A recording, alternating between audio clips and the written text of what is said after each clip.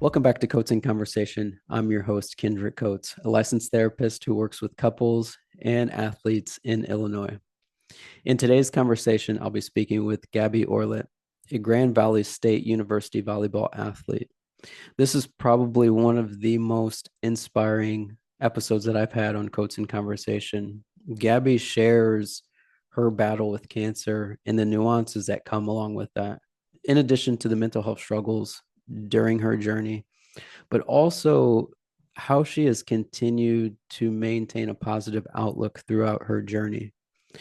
This episode, as I was recording it, just made me think on life that we wake up every single day and we don't always think about the things that we have around us. In this episode, Gabby shared at one point she had to relearn how to walk. Just think about that. And as Gabby shares in this episode, her battle throughout this and still wanted to compete at a high level. I appreciate her willingness to be vulnerable and share the things that she has gone through throughout this journey.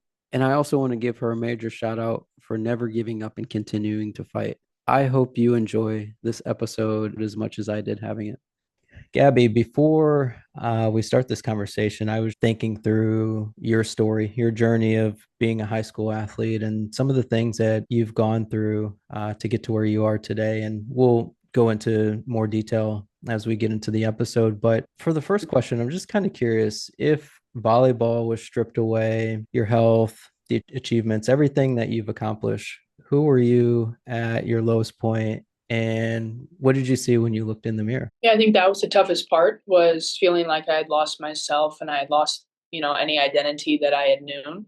Um, I was 14 whenever I was diagnosed. And so being so young to have to find a new me was very difficult. There are many days I was just very angry, especially watching other people getting to play and getting to do what they loved and feeling like I had it all ripped away from me for really no reason. But as the days went on, I realized that I had to find something to keep me going and to push me further. And luckily, I had volleyball because I think that's the reason that I had fought so hard to get back out there and to, improve myself every day. But it would have been really, really hard to get up every day.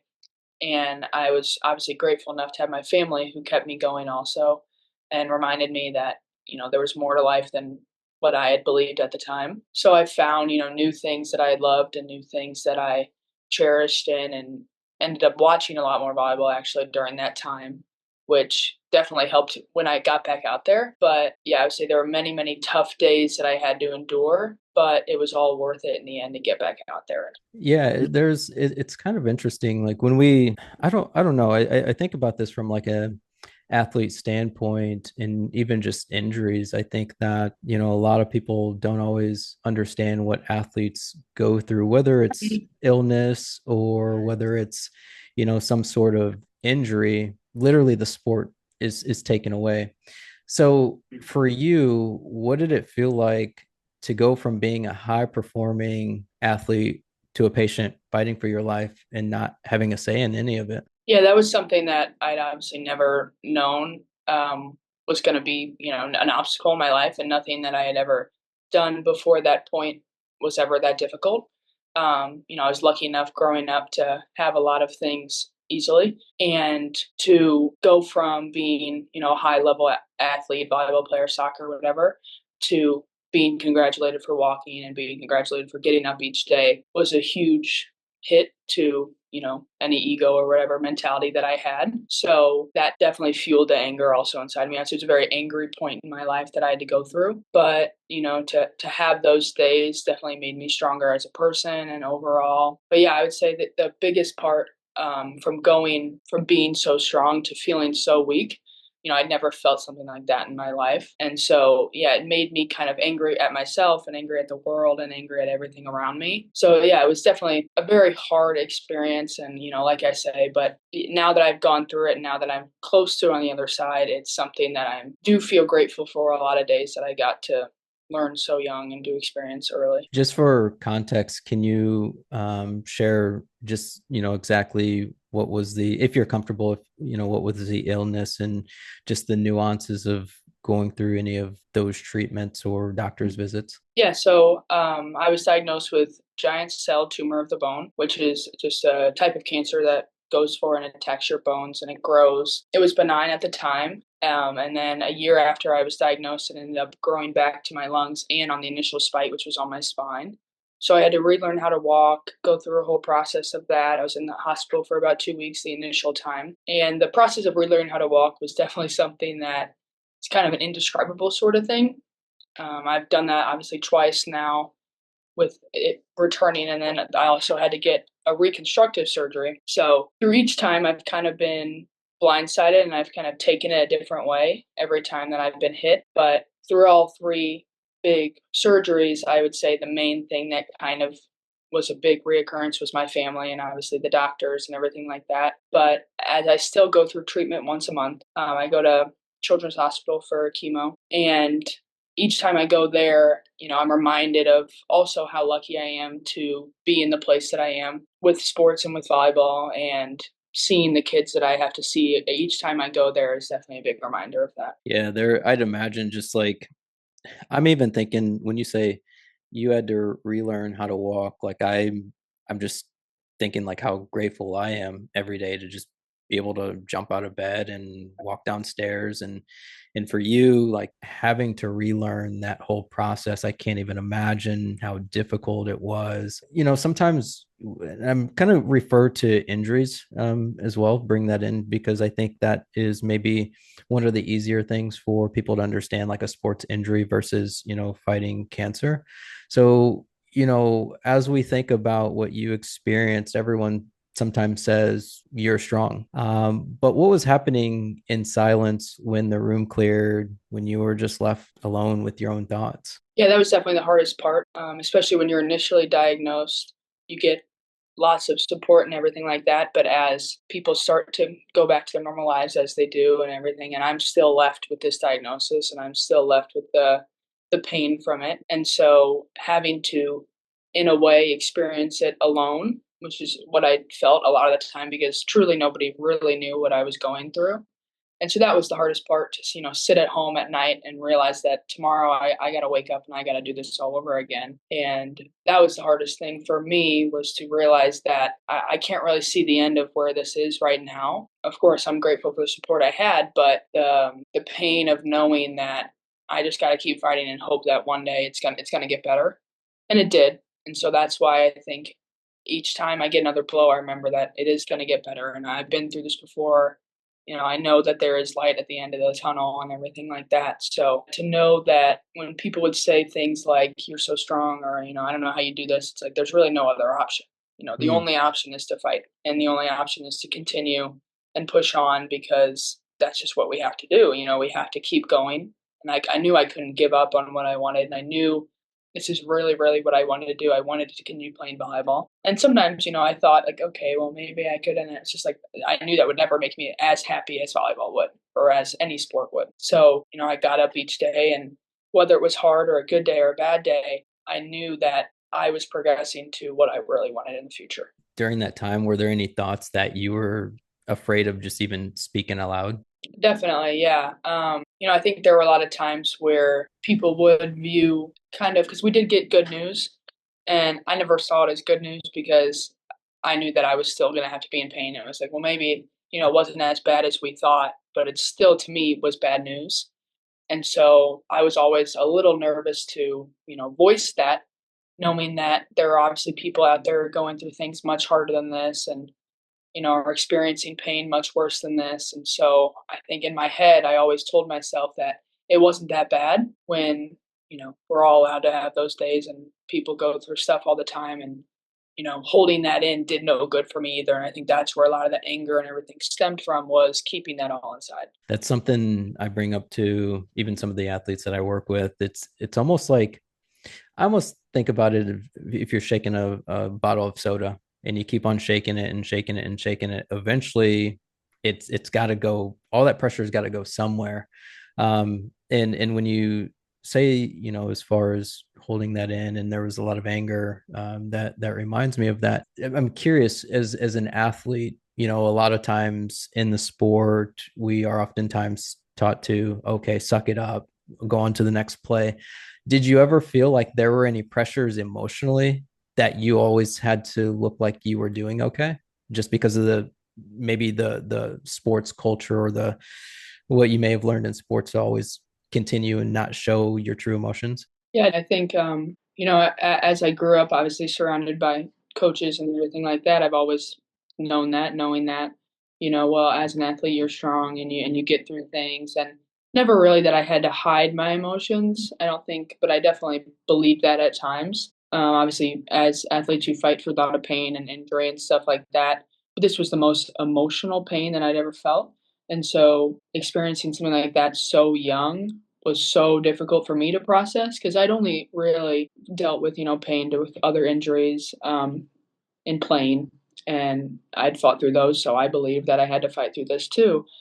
But I also believed I had to fight through it by myself, like I did with all the other stuff. And so I think it's hard, growing up in that type of atmosphere and never really knowing how to process your own emotions and how to process pain at all. So there were definitely times where I felt that, I couldn't talk about it because it made you weak or it made you, not as strong as everybody else if you felt that type of pain, if you let it get to you. And so I think I've learned over the past couple of years of growing up that that's not true at all. And actually, there's, strength in vulnerability and there's strength in all those type of things. And so that was hard for me to feel like I was failing because I was so hurt by what was going on. I'm glad that you mentioned that because I think that's I want to say some of it's just my experience of what I see other athletes deal with, but I think on a larger scale, there are a lot of athletes who don't speak up about a lot of things, especially when it comes to the emotional part of things or just mental health, because it's like, well, I don't want to be labeled as weak and I don't want to look like this or that, which I'm glad that you were able to um, find that talking about these things don't actually make you weak, Yeah, and maybe in some ways it makes you stronger. definitely. I'm kind of thinking about this too. During your fight, was there ever a moment that you realized the version of yourself before cancer was gone? And how did you grieve that older version of yourself? I always yearned for, the old life that I had and the old athlete that I was, especially for the first time, for the first probably year after, when I couldn't jump as high or I couldn't do things as well as I used to. I, had many, many hard days where I just wanted to be that kid again. And I think my mom helped me a lot with being, like that person's gone and we can't do anything about that. And just focus on what you can control. And I knew that I couldn't control that and I couldn't control what was going on with me. And so I had to focus on and better the person I am now and stop focusing on who I was when I was 14 years old. Are there any parts of your older version that you miss? I would say I was definitely a little more probably carefree than I am now. Hmm. I'm sure that's normal with everything, but I embraced a lot of the more stuff that I did then, which, I think I have gained a lot more than I've lost, Hmm. which I've definitely recognized. But, I could gain back that muscle and everything, and I could gain back what I lost there. So it is hard to think about, just how carefree I was and how I just looked at everything as, all right, well, that's going on, and so that part sometimes, yeah, but that's also, I'm sure, a part that you just kind of lose as you get older anyway. So Hmm. I do appreciate a lot of stuff that I have learned from the injury and from the diagnosis and everything like that. I think that's like it's almost like when we grow up and we're kids and it's just like everything's carefree. We don't have too many Right. responsibilities, go out and play all day long. But yeah, with age comes responsibility and sometimes those things suck. But Yeah. that's the reality of life. When volleyball was gone and some of the noise faded, what parts of yourself did you meet that you never knew existed within you? I would say I just got a lot more appreciation for, the privilege that playing was, and that every time I stepped on the court, I knew that, I had fought for this opportunity and I was going to take advantage of it, and I was going to fight for every point and fight for every day and for the girls that I got to spend the time with, and so I just say I saw a lot of things in a different light, even outside of sports, spending time with my family and stuff like that. I realized that those are things you can't really take for granted. And I realized, how blessed I was to still be able to play and still be able to do the things I do. Especially like I mentioned, when you go and see kids who would dream of having the life that you have. I've got to ask this because I'm just as far as like that athlete mindset and fighting through everything that you fought through. Where does that drive come from within you? Where did you do you ever remember the age when that started and where did it come from? I would say it's probably been there for a long time, much longer than I've realized. But, my mom was a coach all growing up. And so I always spent time with her girls, college and high school and stuff like that. So I've watched that mindset my whole life. And I grew up with, three other older siblings who I had to live like that. Otherwise, I couldn't play with them or I couldn't hang out with them. Same thing with, I just come from a big family and being the younger one, I always had to, earn my spot. And so, playing up also in sports made me feel like that. I would say it's always been there. It's always been a part of me, just wanting, every next point and wanting to be a part of that. And that part never left me. If anything, I think it's definitely probably grown. Now that you are playing again, what does it mean to step on the court knowing everything you had to lose to get here? Yeah, like I said, it's just something that's very surreal in the moment. I remember my first time playing again, it was like I was so overwhelmed and I was just like I definitely embrace it now. Even now when I've been playing still for a little while, it's still I'm so grateful for every time I get to and going to college now realizing and just all the stuff that I've accomplished, I've become, very grateful for everything. And it's just yeah, it's an amazing thing. It's like hard to describe because there's a point when I obviously questioned if that would ever happen. And I laid in a Mm. hospital bed and wondered if I'd ever be able to do these things again and felt like my dreams were slipping away. And to be able to be out here now is just, yeah, it's just Yeah. really amazing. It's unbelievable, to think that just your story and almost losing it all, really, like not Mhm. having the ability to be an athlete.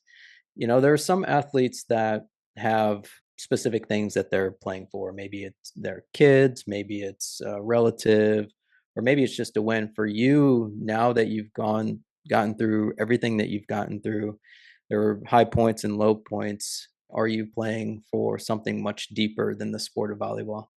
Definitely, I played for, that 14-year-old who sat in that hospital bed and wondered if this would ever happen.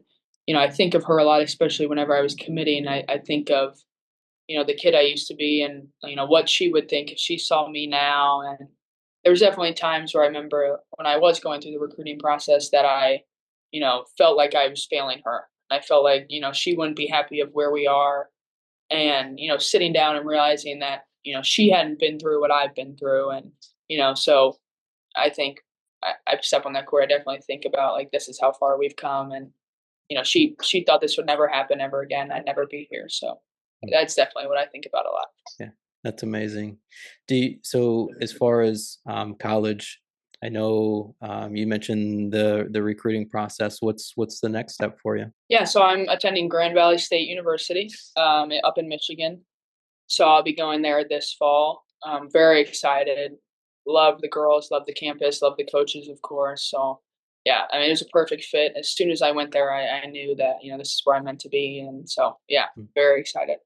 nice, congrats on that. And it's like it's almost, I don't know, this story and your journey to losing it to now playing at an elite level. And I love the part that you said, like playing for that 14-year-old girl who is in that hospital bed. As you transition now from high school to college volleyball, what scares you most about the next chapter and what excites you the most? Yeah, I would say a lot of the times I think we confuse excitement and fear.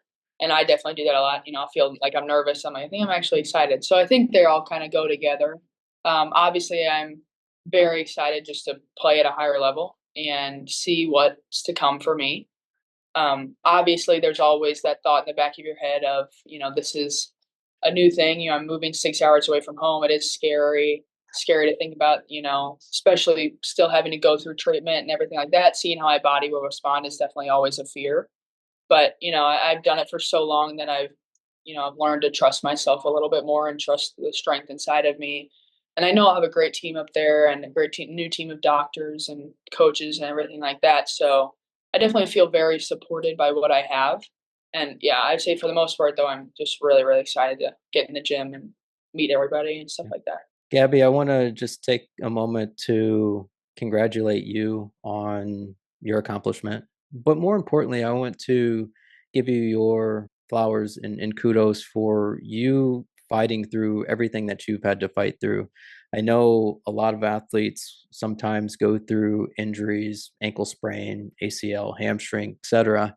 Your situation is much different. Obviously, when we go through an ankle injury, there's a time frame on, okay, yeah, maybe 2 3 weeks, maybe 6 weeks, we'll get back to the court. Your situation, it was up in the air, and for you to continue to battle and for you to continue trusting in what you wanted for yourself, I truly amazed at you being able to go through that situation, coming out on the other side, and now looking to compete at a high level. So I appreciate you for coming on to Coats and Conversation and sharing your story, because I'm sure there are other boys and girls out there who may have similar situations that they're fighting, and there may be this sense of hopelessness or there might be anger. So I appreciate your vulnerability and sharing your story. Thank you. Yeah, I really appreciate you reaching out. I think it's definitely something I've always wanted to do since that, with what I've been through, I've always wanted to use it as a positive to help other people who are whatever they're going through. So yeah, I really appreciate it.